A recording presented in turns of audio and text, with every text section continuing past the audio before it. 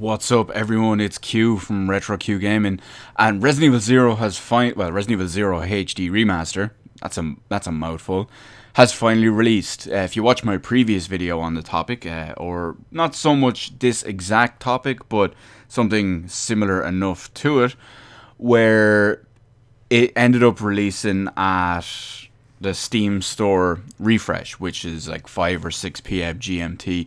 I'm not 100%. Oh, it's one of those anyway. I can't remember. I'm not 100% sure which it is. Simply because I was in work, and by the time I got back, it was 6:30 GMT, and I finally turned Steam back on, and oh look, it was unlocked, which was very nice. So, if you've any experience with the previous one, the Resident Evil Remaster that released last year on Steam as well as the consoles, you know that the quality and the work that they actually put into the previous remaster was pretty good. Like it wasn't top of the line, but it was pretty good. Now, one thing I noticed was ever since Zero HD Remaster was announced, and they started showing off all the screenshots, they started showing off all the videos, and every time they did, I always thought, it's like, wow, it looks like they're putting a lot more effort into Resident Evil Zero than they did into the first one. And it seems that that's the case, simply because this game and the remaster of this game is gorgeous. It looks like a considerable upgrade over, well, obviously over the original, but even when you compare the HD remake or HD remaster of the first one versus the HD remaster of this one feels like a lot better, and it feels like they put a lot more care, effort, and work into redoing what they've done. So first off, real quick, is both games run at 1080p. Or up to 1080p depending on your hardware. One thing I will say is that the nice thing about Resident Evil Zero is that even though all the textures and videos and all have been redone for 1080p, is that it supports resolutions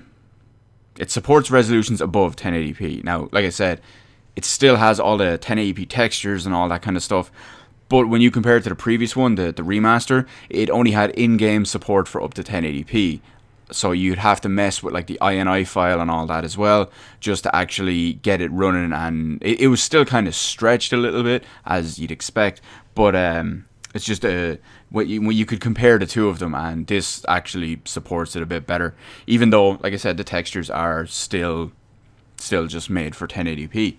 But the real nice thing, I haven't played it on the consoles myself, I'm playing on PC, but the real nice thing is that, as with the previous one, on PC, if you've got the hardware, it's not a very graphically intensive game, but if you've got the hardware, you can do 60 FPS, which is always a bonus. It's not as it's not as game breaking in Resident Evil Zero, because as it is in some other games, simply because you don't need massive reflexes or twitch gameplay or whatever you want to call it. That it doesn't really take effect. So it's just, everything is really nice and smooth as you're playing it, which is just it's a bonus in multiple ways.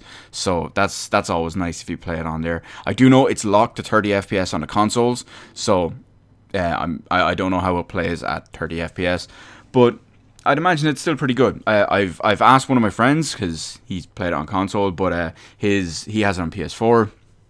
His what would you call it? His description of games and his knowledge of all this kind of stuff, while he kind of knows it, he's just still not the brightest about it. But I'll get I'll try get an actual hands-on with it myself and judge from there. But I've pretty much covered everything I want to say. As you can see, I play with the tank controls, where the fact that I've been playing, the fact that the control scheme on this one is so different from the Resident Evil 1 remaster, it has me confused, and it has me just hitting the wrong buttons. Even to this point, I'm a good bit further than you're seeing in here now, but I'm still getting a little bit confused and all with the buttons, simply because it's like the only Resident Evil game that uses such a weird control scheme, and it takes, even at the point I'm at, it still takes a bit of getting used to. But on the plus side, it's very nice to look at, and at the end of the day, isn't that really the whole purpose of this? obviously to bring people to bring the game to people who never would have played it before, because Resident Evil 0 was, up until now, was just a Nintendo exclusive, because obviously it came out on the GameCube. It was an original game on the GameCube, and then it was ported to the Wii. And I say ported to the Wii, it was literally just the same one, just brought over as far as I know, and they didn't do basically anything to it. I mean, resolution and all, because it was the Wii, would have been basically identical. So yeah, it's nice that a bunch of Resident Evil fans who may have not got to experience this game, this what you would basically, depending on what way you look at it, you could call where it all began, because obviously it's not Resident Evil 1, it's not the remake of Resident Evil 1, it's not the remaster of the remake for Resident Evil 1, but it is a prequel to Resident Evil 1, despite coming out significantly later after the first one. So look at it whatever way you will, anyway. Most people, so well, not most people, but a lot of people don't like Resident Evil 0, even if they did like, say, Resident Evil 1, 2, 3, and the remake of the first one on the GameCube. A lot of people didn't like 0 for some reason. I didn't think it was anywhere near, I didn't think it was anywhere near as good as like Resident Evil 1 or Resident Evil 2.